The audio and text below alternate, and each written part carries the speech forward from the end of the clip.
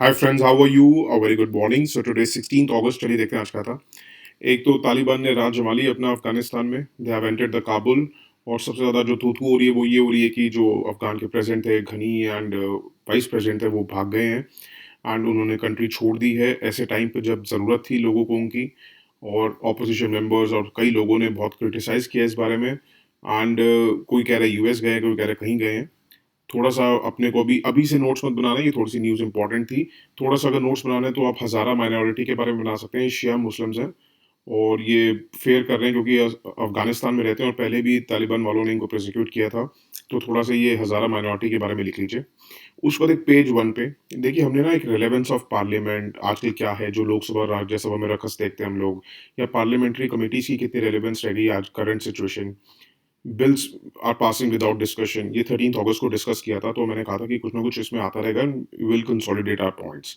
तो इसमें आप क्या है, इसके साथ आप ये भी लिख सकते हैं कि चीफ जस्टिस ऑफ इंडिया ने भी कहा है और अपना दुख जताया है सॉरी स्टेट ऑफ अफेयर्स में कि जिस हिसाब से लॉ मेकिंग चल रही है और पार्लियामेंट्री डिबेट चल रही है कंट्री में, इतने प्रॉब्लम्स आ रही हैं लॉज में जो ये लोग बना रहे हैं, उस वजह से क्या हो रहा है कि लिटिगेशंस आ रही हैं और उन लिटिगेशंस मतलब उनके पास कानून को लेके जो कानून बनाए जा रहे हैं और प्रॉपर तरीके से नहीं बनाए जा रहे हैं, उस वजह से लोग केसेस फाइल कर रहे हैं।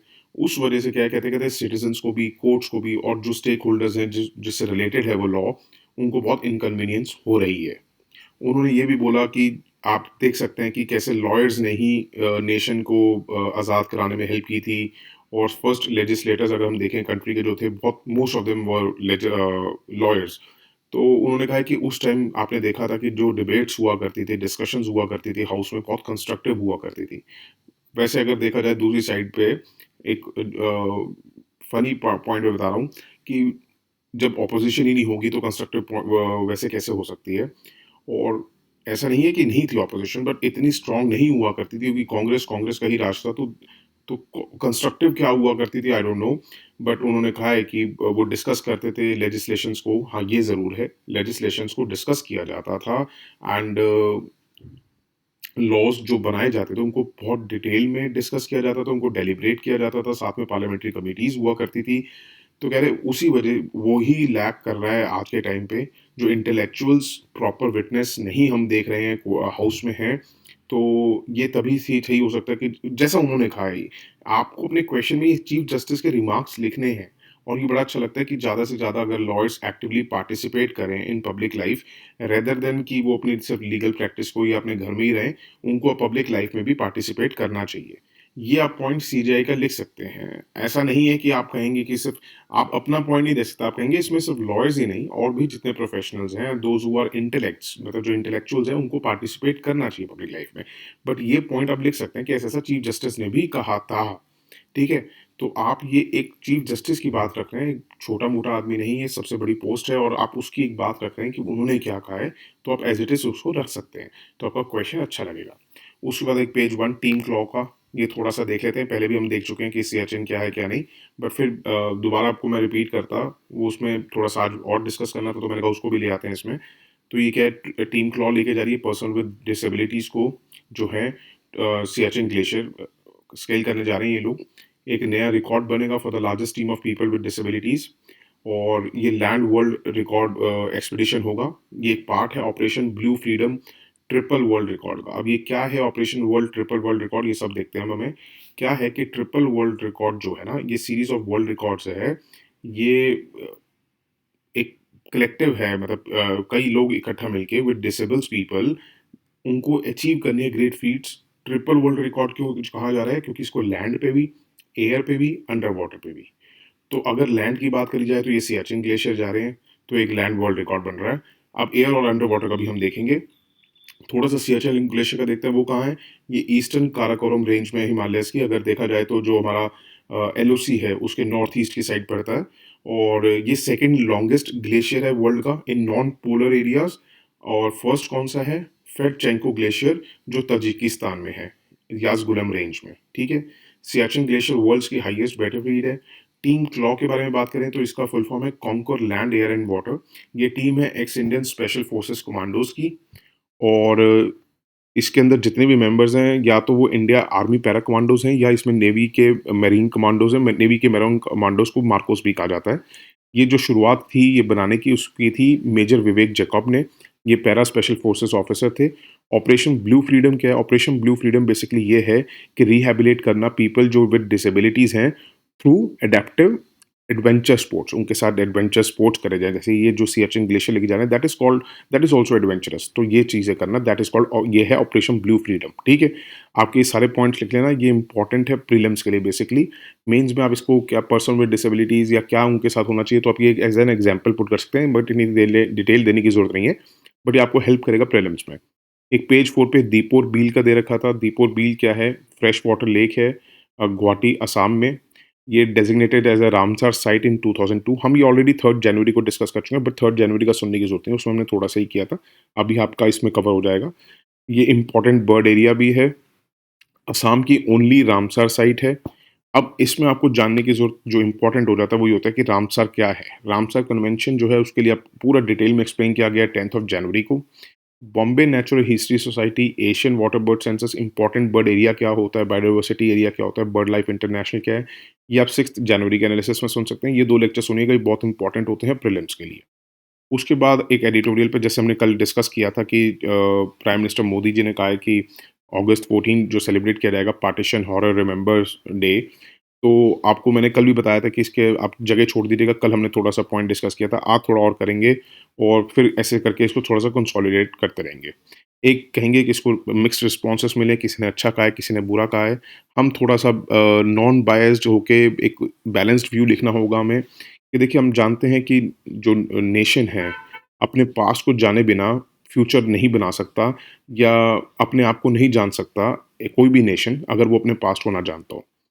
अपने जो भी पार्टीशन हुआ या जो हॉरर्स थे उसके हमें उसको एक्नॉलेज करना ज़रूरी है, आर्काइव करना ज़रूरी है, मॉर्न करना ज़रूरी है, कमेमोरेट करना भी ज़रूरी है। बट जो ये नेमिंग हुई है इस डे की एट दिस पॉइंट, जो इस टाइम ट्रॉमेटिक टाइम चल रहा है, उस टाइम इसको फोर्स करना नेशन को to look back at that traumatic time. ऐसे ट्रॉमेटिक टाइम में जब हमें आगे देखने की ज़रूरत है, हम उस पुराने ट्रॉमेटिक टाइम की बात करें, थोड़ा-सा ये कंसर्न हम अपना ज़ाहिर करेंगे। उसमें हम कहेंगे कि ऐसा नहीं था ये ट्रॉमा सिर्फ़ इंडिया को हुआ हो, बल्कि 3 कंट्रीज़ इसमें इन्वॉल्व थी, इंडिया, पाकिस्तान, बांग्लादेश। तो अगर हमें मतलब हमें ये होना चाहिए था कि हम इस एक अटेम्प्ट करें कि इस दिन को सेलिब्रेट करने के लिए और या इस दिन को याद करने के लिए अगर कमेमोरेट करना है, सेलिब्रेट तो नहीं कहेंगे बट उसको मॉर्न करने के लिए अगर एक दिन अगर हम लेना चाहते थे, तो हमें ऐसा होना चाहिए था कि हमें पूरे सब कॉन्टिनेंट जो ये हमारे तीनों नेशंस का है, उसमें अगर ये मार्क किया जाए और ये इंक्लूसिव अप्रोच अगर हम फॉलो करते तो ज़्यादा अच्छा रहता अगर तीनों मिलके आपस में बनाए तो। क्योंकि तीनों ही उस दर्द से गुज़रे थे, ऐसा नहीं है कि सिर्फ़ इंडिया गुज़रा था, उतना ही पाकिस्तान भी गुज़रा था उस दर्द से, उतना ही बांग्लादेश के लोग उस दर्द से गुज़रे थे। तो हमें तीनों नेशंस को एक इंक्लूसिव अप्रोच लेनी चाहिए इसके लिए बेसिकली।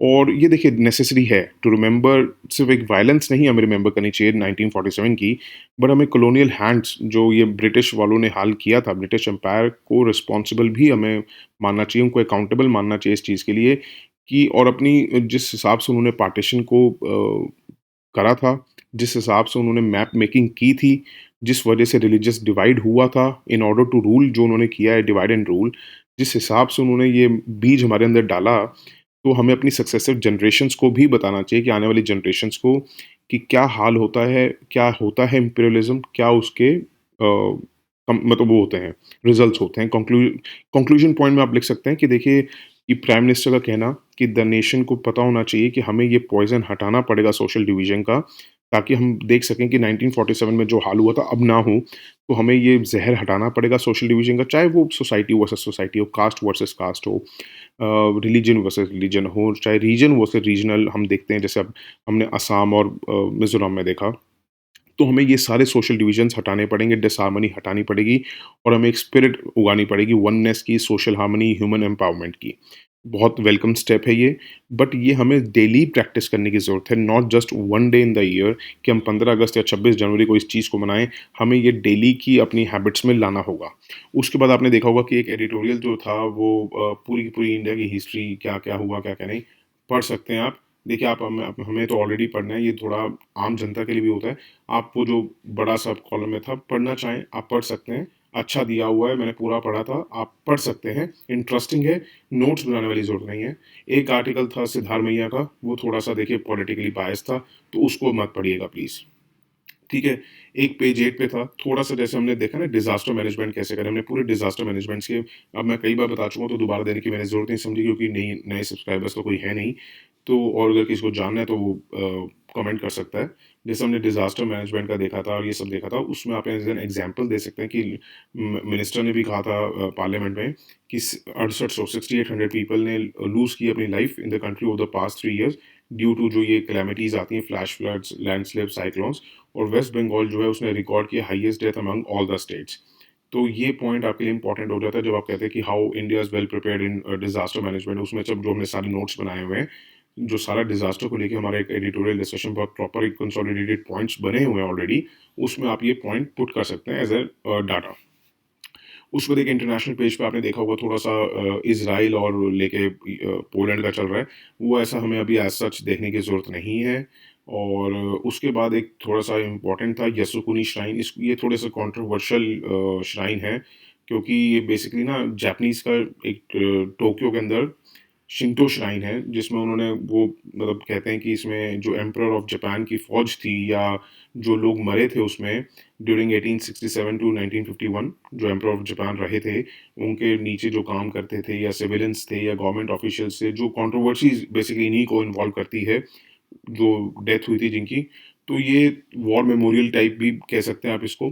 बट वो कहते हैं कि जो international military tribunal for the far east है, उन्होंने उनको कहा था कि जो इस इंडिविजुअल्स थे ये सारे ये वॉर क्रिमिनल्स थे और इसलिए China, south Korea, north Korea जो है यासुकुनी श्राइन को थोड़ा-सा एक ठीक नहीं मानता। तो बेसिकली आपको इसमें क्या देखना है, इसके ऊपर कोई आपके पास क्वेश्चन नहीं पूछ रहेगा, कुछ नहीं।